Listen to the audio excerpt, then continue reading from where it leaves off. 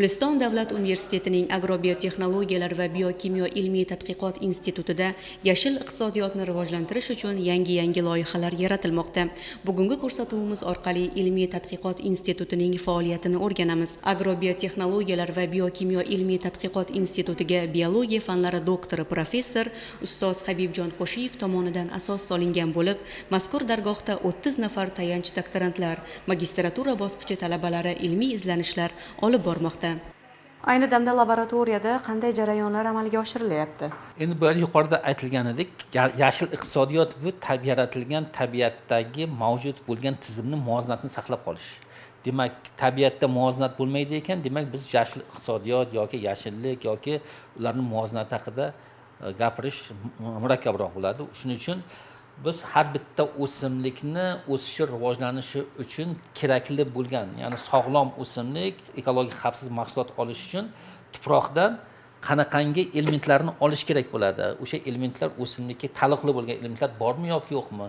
O'shaning uchun tuproqning tarkibidagi birinchi bosqichda suvda eriydigan tuzlar yoki elementlar, oziq modda komplekslar suvga o'tkazib olinadi, keyin teskuyitlar orqali aniqlanadi. Ya'ni bu yerda molekulyar darajada aniqlanadi.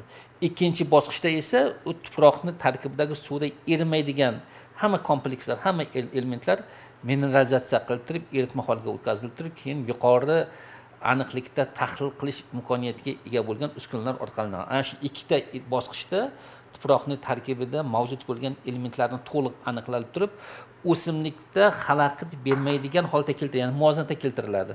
Agarda tuproqning tarkibidagi elementlar muvozanati buzilsa, disbalans deb yuzaga keladigan bo'lsa, o'simlikka qancha oziqa berishingizda qat'iy nazar o'simlik o'zlashtira olmaydi. Ya'ni bu nosog'lom yoki mahsulot yetishtiriladigan mahsulot ekologik xavfsiz degan ma'lumotni aytish murakkabroq bo'ladi. Shuning uchun sog'lom, nihol ekologik xavfsiz mahsulot olish uchun kerakli bo'lgan oziqa elementlarni, ya'ni biologik xususiyatiga ko'ra kerakli bo'lgan oziqa elementlarni tuproqdan ola olish kerak. Ana bu holat bizning tadqiqotimizning eng mohiyati ana shundan iborat bo'ladi. Shuning uchun bu yerda o'simlikni ko'p holatlarda aytiladiki, navbat chidamli bizning sharoitimizga mos emas deyiladi, lekin aslida bir tomondan to'g'ri genetik jihatdan, lekin ikkinchi tomondan boyagi o'simlikni o'zini o'sha biologik xususiyatiga qarab turib tuproqdan tegishli oziqa elementlarini to'la ola olish kerak bo'ladi.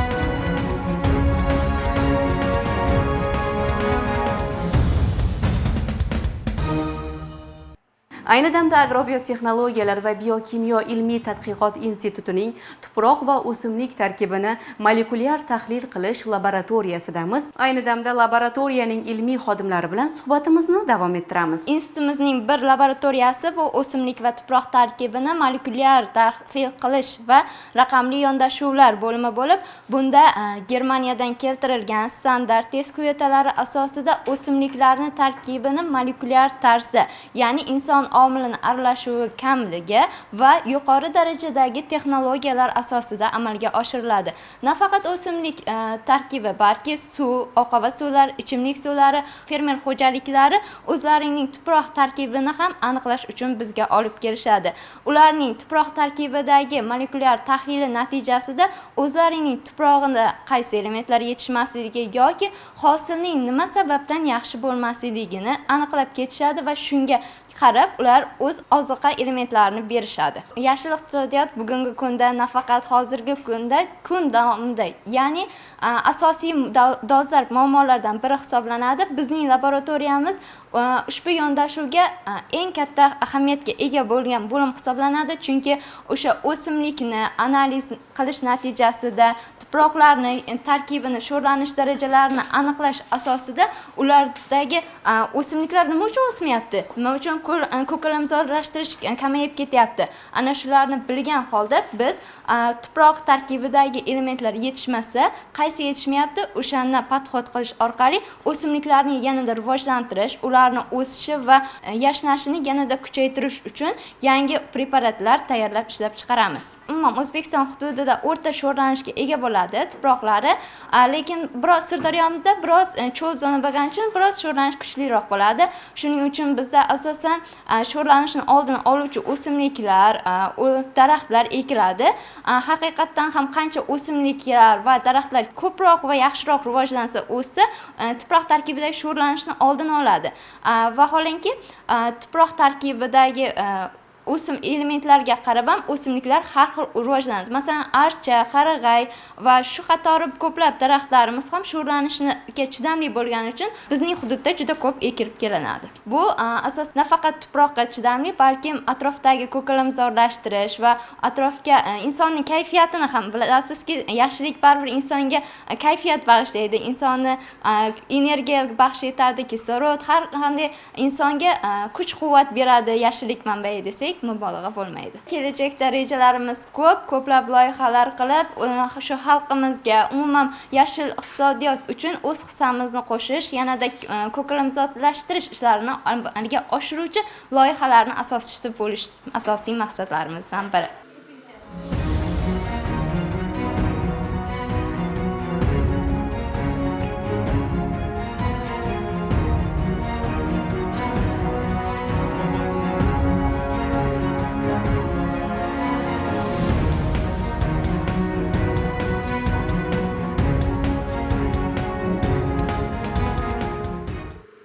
Yashil iqtisodiyotning muhim jihatlaridan biri mahsulotning sifat, tarkibi hamda uning unumdorligini oshirishdir. O'simliklarning sifat, tarkibi hamda unumdorligini oshirish uchun ularni zararli hasharotlardan asrash muhimdir. Ayni paytda mazkur laboratoriyada o'simliklarni zararli hasharotlardan asrash uchun ularning sifat, tarkibi o'rganilmoqda, laborator tekshiruvlar o'tkazilmoqda. Assalomu alaykum Xormay. Ayni paytda nimalar bilan mashg'ulsiz? Hozirgi kunda eng keng tarqalayotgan viloyatlarimizda chigirtkalar bo'lyapti. Ya'ni bu bizning o'simliklarimiz yashil qismiga zarar yetkazmoqda. Shuning uchun biz ularni ko'payishini oldini olish uchun chora-tadbirlarni yengillashtirish uchun ularni miya qismlari, fermentlar tarkiblarini o'rganyapmiz. Hozirgi kunda eng katta muammolardan biri chigirtkalarning ko'payishi, ya'ni ular beda, bug'doy kabi yashil o'simliklarni, yashil qismlarini yeb zarar keltiradi. Buni oldini olsak, biz hosildorlikni yana ham ko'paytirishga hissa qo'shgan bo'lamiz. Asosiy qismi uni miya qismi hisoblanadi. Ya'ni ular ko'paygandan keyin uchish davri yoki bo'lmasa boshqa joylarga borib oziqlanishi uchun ularda o'sha miya faoliyati asosiy vazifani bajaradi. Shuning uchun biz miya qismini o'rganib, ularga qarshi choralarni ko'rmoqchimiz. O'simliklardagi ko'pgina tuproq tahlillari o'tkaziladi. O'simliklardagi nitratlar, fosfatlar, karbonatlar tarkiblari, ya'ni ular tuproq tarkibida qancha kam miqdorda bo'lsa, shuni aniqlaymiz va undan keyin shunga qancha miqdorda kerak bo'lsa aniqlab, laboratoriyadagi tekshiruv natijalaridan kelib chiqqan holatda ularga qaysi ozuqa yetishmayotgan bo'lsa, o'sha ozuqa qo'shimcha ravishda berilib boriladi.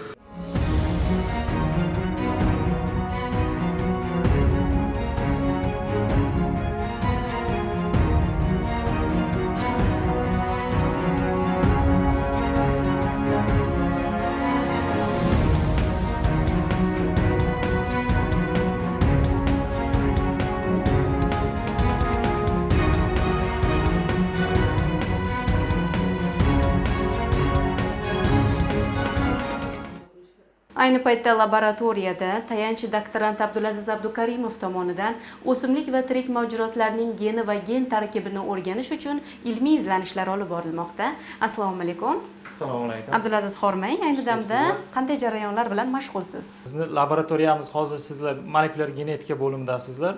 Biz molekulyar genetika bo'limida o'simlik, hayvon va mikroorganizmlarni molekulyar genetik tahlil qilish, ya'ni o'simliklar, hayvon va mikroorganizmlar kasalliklarini oldindan aniqlash yoki mavjud abiotik, biotik stress omillariga chidamli o'simlik navlari va hayvonlarni identifikatsiya qilish.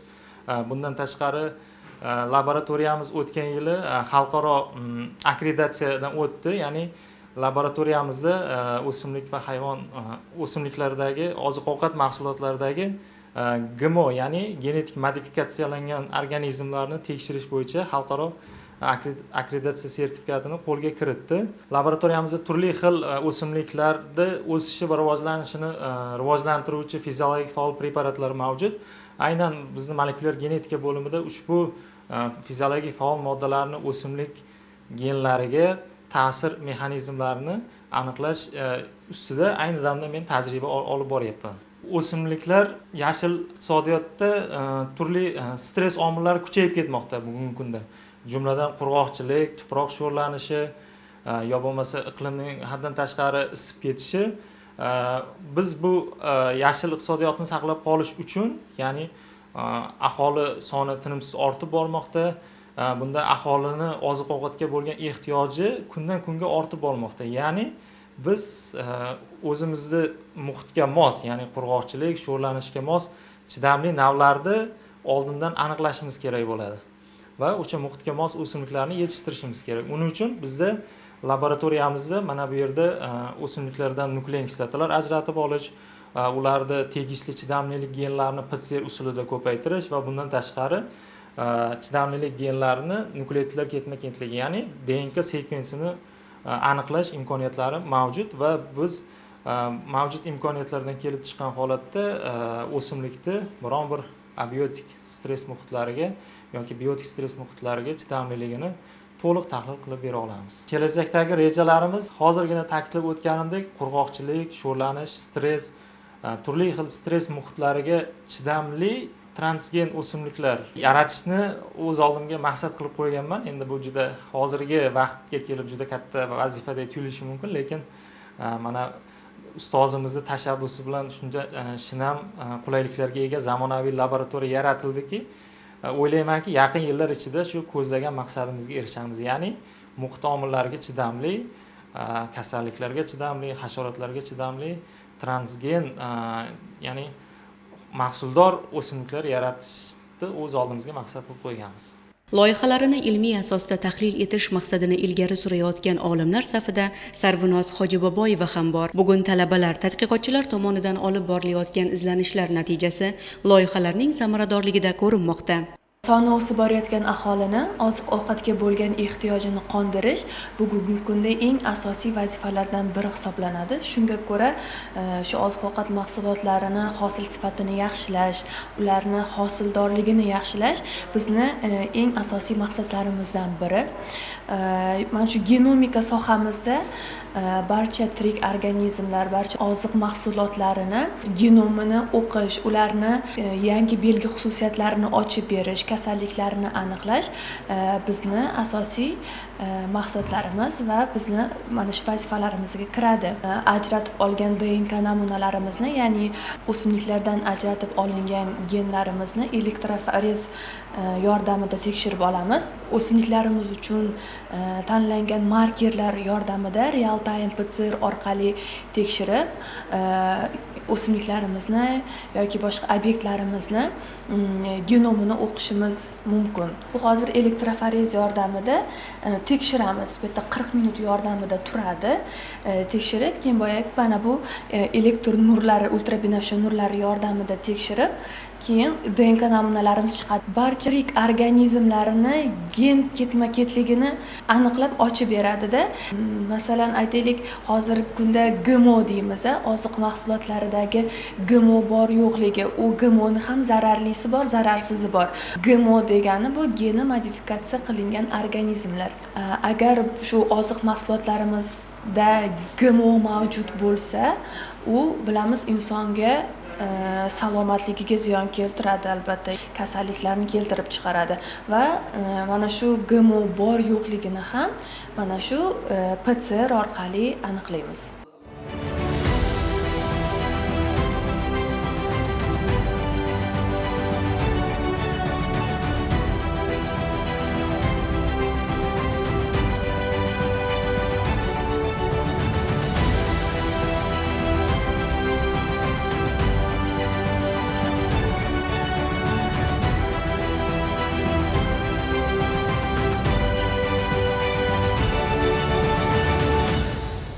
Mazkur bo'limda tuproq iqlim sharoitiga mos bo'lgan o'simliklarni tanlash, ularning xususiyatini o'rganish hamda yangi navini yaratish bo'yicha samarali kompleks ishlar olib borilmoqda.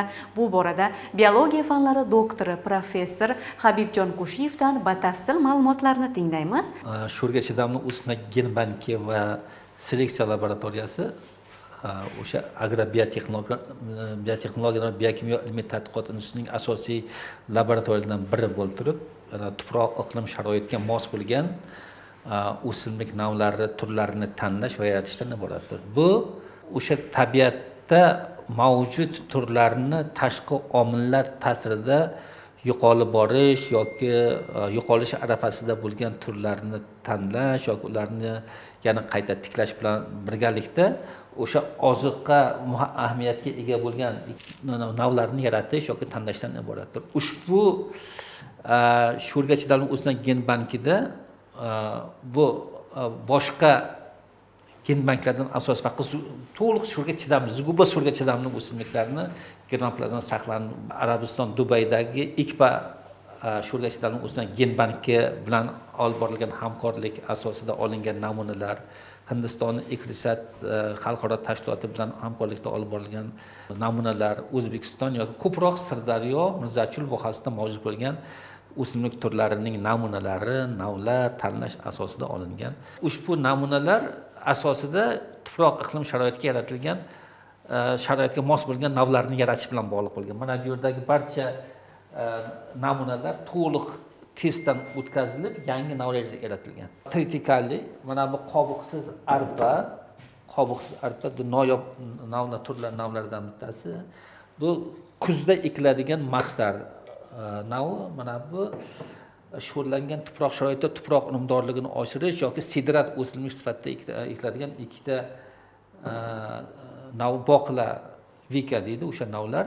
Mana bular bu navlar to'liq ishlab chiqarishga tavsiya etilgan, ishlab chiqarishda fermer xo'jaliklarida yoki dehqonchilik bilan shug'ullanadigan tadbirkorlarning yer maydonida tavsiya etilgan amalga oshirilyapti. Ana bu asosda bugungi kunda ushbu laboratoriya va kompleks holatda institutning kompleks laboratoriyalar o'rganish asosida institut tomonidan regenerativ mahsulot yetishish, ya'ni tuproqni sog'lomlashtirish, ya'ni qayta tiklash, sho'rga chidamli o'simliklardan foydalangan holatda sho'rlangan yoki ishlab chiqarishdan tashqari chiqib ketgan, qo'pol holatda aytganda tashlandiq yerlarni qayta tiklash asosida amalga oshirilyapti.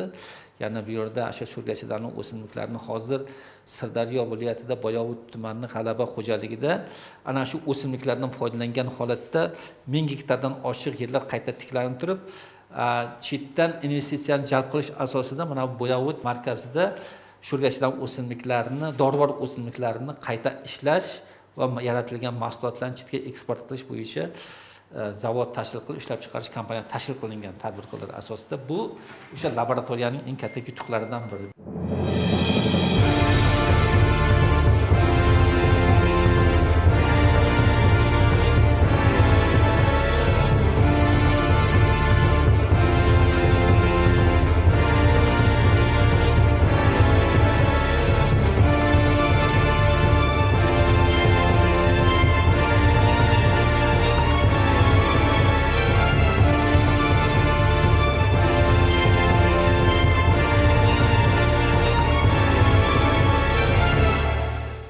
Sho'rga chidamli o'simlik gen bankida o'sha yuqorida aytganimdek Hindistonning Ikrisat, Dubaydagi, Arabistondagi ICPA xalqaro tashkiloti, O'zbekiston, Mirzachul vohasidan olib tanlangan, yig'ib olingan va yaratilayotgan navlarning namunalari, germoplazmalari.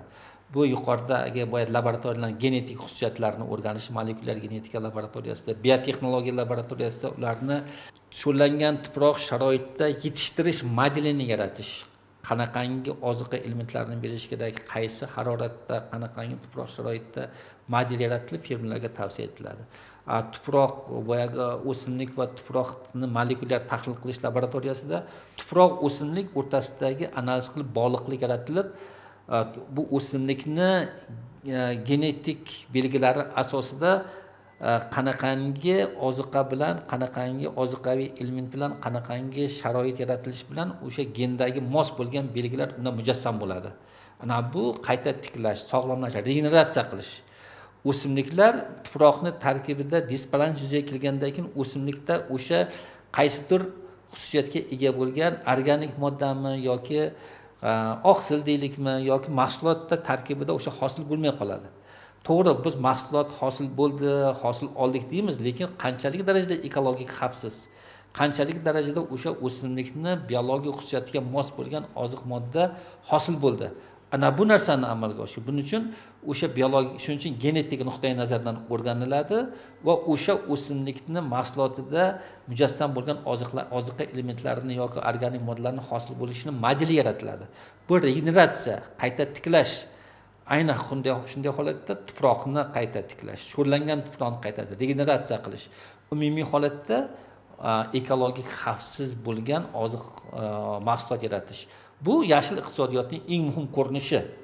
Yashil iqtisodiyotning asosiy ko'rinishi nimadan iborat? Ekologik muvozanatni shakllantirish. O'simlik bilan o'sha tabiatdagi mavjud bo'lgan barcha tizimni agar shakllantirilishiga asos bo'luvchi bir tadqiqot olib borayotgan kompleksi bu o'sha yashil tadqiqotning bitta tizimini shakllantiradi.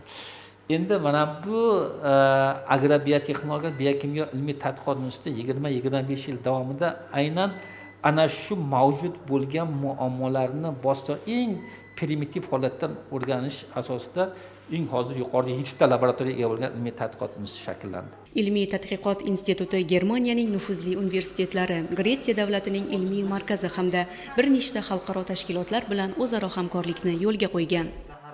Hindiston davlat universiteti agrobiotexnologiya biokimyo ilmiy tadqiqot instituti shaxsan ustozimiz Qo'shiyev Habibjon Hojiboboyev tomonidan ko'p yillik mehnatlarning evaziga kelib chiqqan katta institut shakllandi.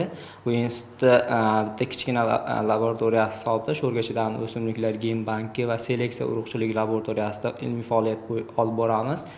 Bu yerda hozir bu urug'chilik laboratoriyasi gen banki hozirgi kunda 1000 dan ortiq navlar saqlanadi.